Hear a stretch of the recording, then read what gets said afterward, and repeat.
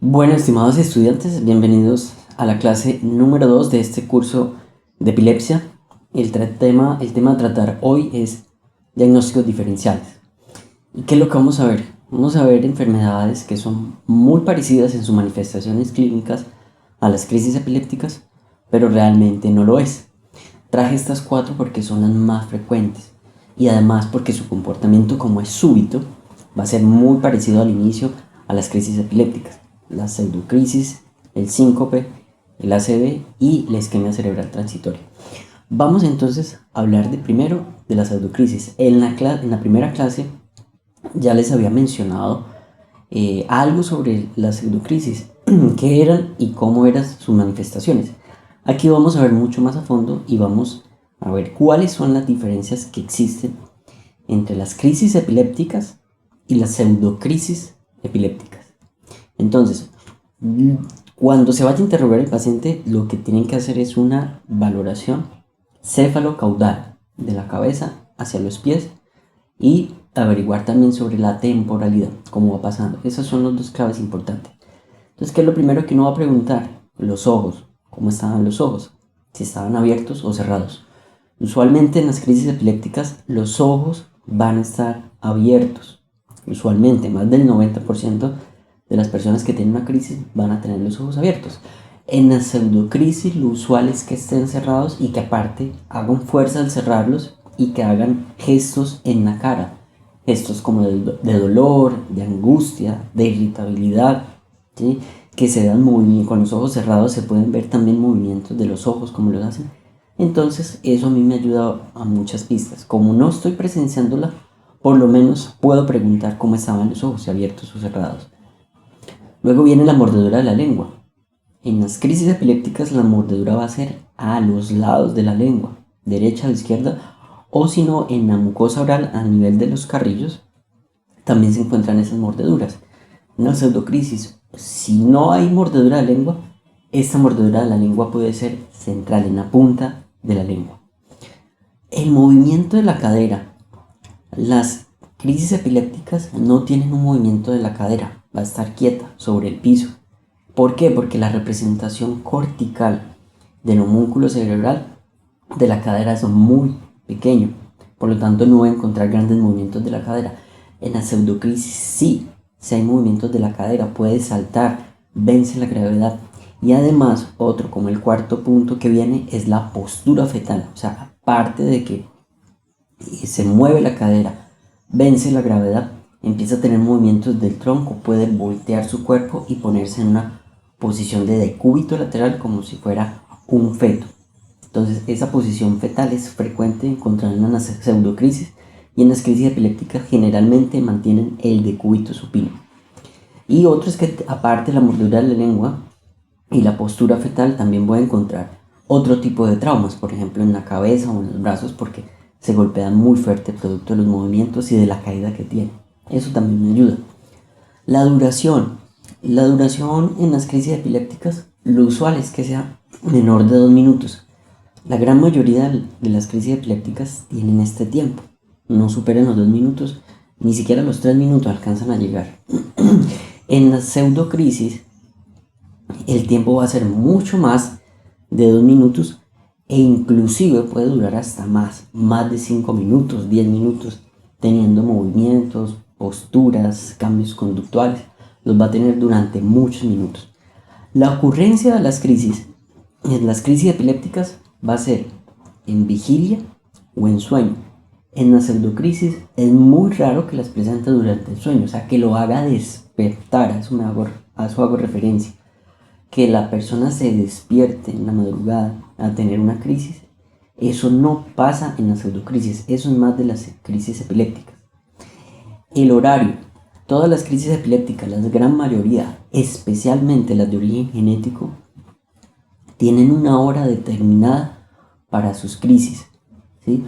Por ejemplo, la epilepsia mioclónica juvenil, usualmente las crisis dan después de despertarse, en la mañana. Las epilepsias del lóbulo frontal usualmente van a ser en la madrugada, a altas horas de la noche, cuando el cuerpo está dormido. Y tienen ya una precisión en su horario. No es exacta, pero siempre ocurre con cierta ocurrencia en la misma hora. En la pseudocrisis pueden tener crisis en la mañana, en la tarde, en la noche, en muchos momentos del día pueden aparecer. Lo otro a tener en cuenta son los automatismos. Las crisis epilépticas tienen automatismos. ¿Qué es un automatismo? Es una actividad motora repetitiva sin que haya un fin determinado en una tarea. Como por ejemplo, intentar como abotonarse la camisa, o intentar como rascarse la cabeza o rascarse la cara, o intentar tocar un objeto y repetirlo varias veces, pero no tiene ningún fin ese movimiento. Eso es un automatismo. En la pseudocrisis, los movimientos motores de las extremidades van a ser fuertes, bruscos. El acompañante, cuando las crisis epilépticas pueden darse o en ausencia de un acompañante o en presencia de alguien. En la pseudocrisis usualmente hay alguien presente en el momento de la pseudocrisis. Siempre hay alguien ahí acompañándolo y vigilando qué es lo que está pasando, ¿sí? No es usual que lo hagan solo, sin que haya un testigo del evento, no pasa, es muy raro. Entonces, aquí encontramos las diferencias que existen entre la pseudocrisis y la crisis epiléptica. Ahora viene el síncope. Yo como diferencio el síncope de la crisis epiléptica básicamente por su definición. ¿Qué es un síncope? Es una pérdida del nivel de conciencia súbito, transitorio y autolimitado, el cual recupera sin dejar secuelas. Ustedes dirán, pero es que eso es igual a una crisis. Sí, es una crisis puede ser así también de las mismas características. Lo que pasa es que si yo tengo un paciente que pierde la conciencia de manera súbita y recupera y deja algún tipo de secuela, como por ejemplo una confusión, un estado mental de confusión, yo no puedo decir que es un síncope, ya dejó de ser síncope. O sea, yo tengo en el interrogatorio y como me describan los síntomas, yo ya de entrada puedo descartar en síncope. Ahora que si el paciente no se levantó confuso, ¿sí? Si no se levantó sin secuelas, pues ya me queda mucho más difícil diferenciarlo entre una crisis o un síncope. Ahí yo tendría que tener algunos otros aspectos, como por ejemplo si hubo un estímulo vasovagal, terminó de comer por ejemplo, o estaba sentado y se paró bruscamente, ¿sí? Eso de pronto me ayudaría mucho tiempo. Lo otro es el tiempo de evolución también. Los síncopes son muy cortos, estamos hablando de menos de un minuto o de segundos, y rápidamente recuperan y quedan sin la secuela. Entonces hay ciertas cosas que a mí me ayudan a diferenciar el síncope de la crisis, pero importante la definición. Si no saben la definición va a ser muy complicado. Luego viene el ataque cerebrovascular, un ACV, conocido como ACV, se define como una manifestación neurológica focal mayor a 24 horas, producto de la pérdida del equilibrio entre el consumo y el aporte de oxígeno cerebral. O sea, que un ACV debe cumplir más de 24 horas su déficit neurológico focal. Una crisis epiléptica ya dijimos que no supere los 2 minutos. Entonces no debe, si supera ya las 24 horas, eso ya dejó de ser una crisis epiléptica. Generalmente las personas, los testigos y familiares que acompañan el evento nos describen unos tiempos bastante largos, de 10, de 15 minutos, pero eso no lo determinan ellos muy bien, es de una manera subjetiva como lo cuantifican. El AIT, la isquemia cerebral transitoria, es igual que esto, pero la duración es menos de 24 horas. O sea, el déficit focal va a ser de 1 hora, generalmente es lo que dura en la isquemia cerebral transitoria, no más de 1 hora. Ahora dirán, bueno, ¿y la parálisis de TOD? ¿Sí? ¿Qué es lo de la parálisis de TOD? Que es que la persona pierde su actividad motora de manera focal por un tiempo determinado. ¿Cuál es el tiempo determinado? Usualmente la parálisis de TOD dura lo que alcanza a durar la crisis. Por ejemplo, si la crisis dura entre 2 a 3 minutos, la parálisis de TOD dura ese tiempo.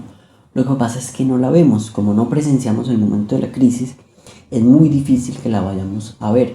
Eso se encuentra más en las videotelemetrías. Cuando hacemos estudios de videotelemetría, sí se puede determinar cuál es la parálisis, en qué partes que la tuvo, y eso también me ayuda a identificar la lateralidad de las crisis y el foco de donde posiblemente viene. Pero entonces no es frecuente encontrar que la parálisis de TOC dure tanto tiempo. La parálisis de TOC dura muy poco tiempo. ¿Que puede durar más tiempo? Sí, también, pero es raro.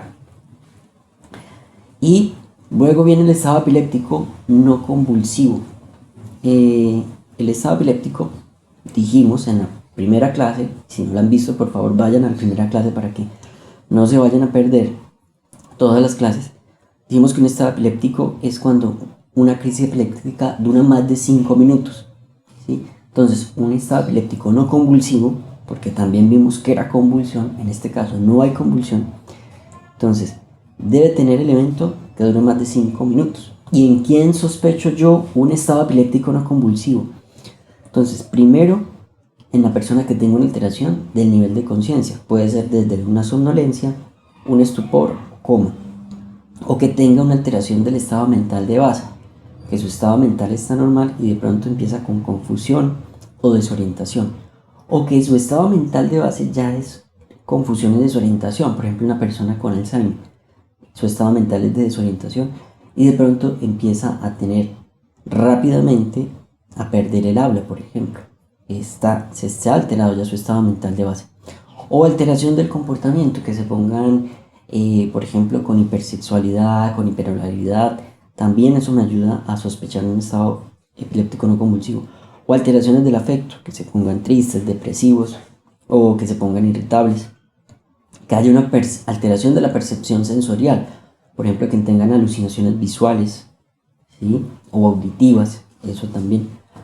Y debe tener ausencia de actividad convulsiva, o sea, no deben haber ni movimientos clónicos, ni mioclónicos, ni posturas tónicas, ¿sí? Pueden haber manifestaciones motoras sutiles como cuáles, como un automatismo, por ejemplo, o como un pequeño parpadeo, movimientos de los ojos. Eso yo lo puedo encontrar, manifestaciones motoras muy sutiles.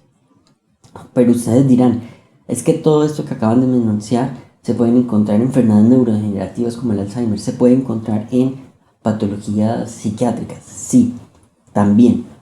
Otra cosa que a mí me ayuda a pensar que es un estado epiléptico no convulsivo y descartarlo, por ejemplo, de un delirium o de una psicosis, porque también son diagnósticos diferenciales, que me puede ayudar, que generalmente se asocia a algún tipo de injuria cerebral, como un trauma craneoencefálico, un ACV hemorrágico, una encefalopatía hipertensiva, una falla renal. Siempre hay un evento desencadenante que lo va a llevar a un estado epiléptico no convulsivo. Es raro que una persona con Alzheimer, sin tener una injuria en su cerebro, vaya a ser un estado epiléptico no convulsivo. Sería raro que una persona con esquizofrenia, o ni siquiera que la persona no tenga el estado mental alterado y tenga algún estado epiléptico no convulsivo, sería raro. Y si aún persisten las dudas, queda otra opción, que es dar un tratamiento con anticonvulsivantes o con benzodiazepinas, o sea, dar un tratamiento como si para un estado epiléptico normal, y si mejora, eso a mí me indica que el paciente estaba con un estado epiléptico no convulsivo. Y ya el gol estándar realmente para confirmarlo es que yo encuentre una actividad epileptiforme continua o recurrente en el electroencefalograma. Ahí ya es el final para hacer el diagnóstico certero y decir que ya lo tienen, estado epiléptico no convulsivo. Bueno, esta era la segunda clase del curso, son clases muy corticas, vamos a ir desarrollando todas, hasta terminar todo este excelente curso que les estoy haciendo. Los invito a que se suscriban al canal, a que me den ahí una campanita de notificaciones para que les llegue la notificación de cada clase, y me pueden seguir en todas mis redes sociales como Facebook e Instagram como Dr. Bello. Muchas gracias a todos, un abrazo y feliz día.